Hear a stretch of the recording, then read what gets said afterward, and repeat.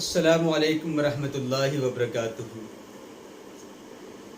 آج کا جو موضوع ہے، بہت سی بہنیں مختلف شہروں سے فون کر کر کہتی ہیں کوئی حادثہ کوئی پریشانی ہمیں آ جاتی ہے تو فوراً ہم کیا کریں، کوئی ایسا عمل ہمیں بتایا جائے فوری طور پہ جو ہے اس کا ازالہ ہو، وہ پریشانی ہماری ختم ہو۔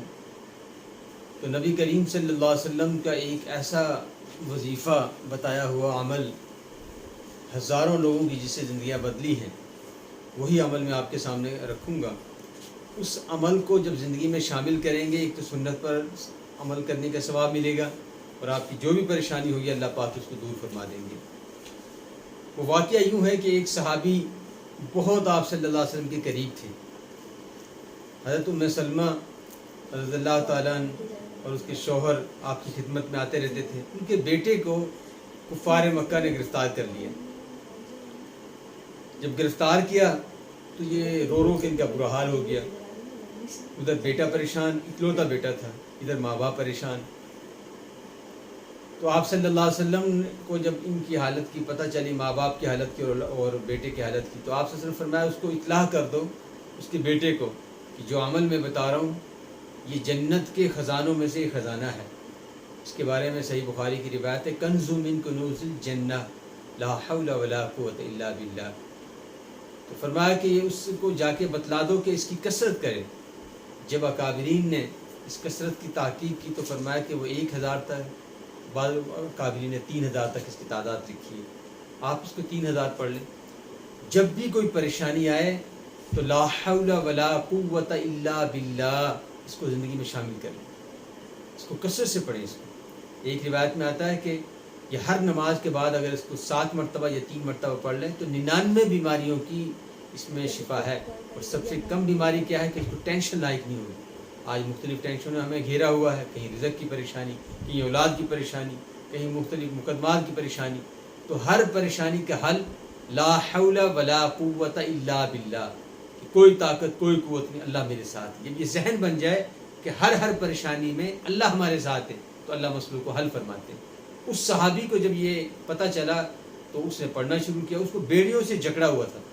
تو روایت میں آتا ہے، مسلم شریف میں، ابو داؤد شریف میں، ترمذی میں، تینوں میں یہ واقعہ لکھا ہوا ہے کہ اس کی بیڑیاں گر گئی، اور جب وہ آنے لگے تو ان کا ریوڑ کھڑا ہوا تھا، ان کی اونٹ، ان کی بکریاں یہ کھڑی ہوئی تھی۔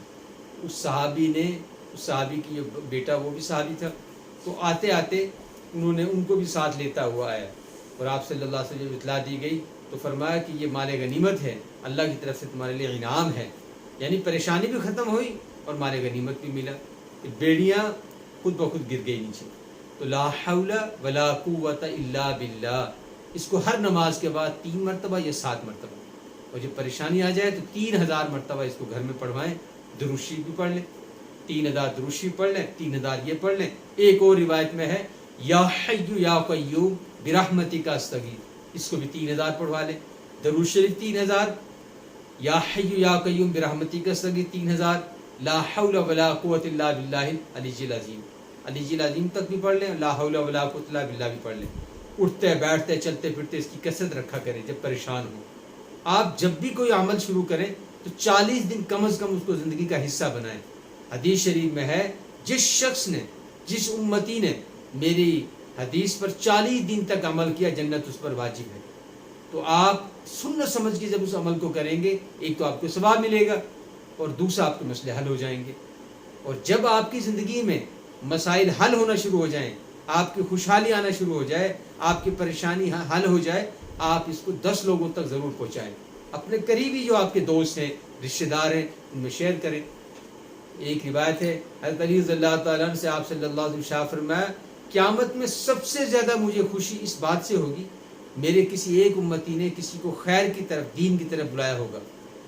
تو بھائی جب دین کی باتیں آپ کی زندگی میں آپ کو فائدہ پہنچائیں تو آپ آگے شیئر کیا کریں، آپ لوگوں کو زیادہ سے زیادہ بتائیں انہیں۔ اللہ تعالی ہمیں ان اعمال کو اپنی زندگی کا حصہ بنانے کی توفیق عطا فرمائے۔ وآخر دعوانا الحمدللہ رب العالمین۔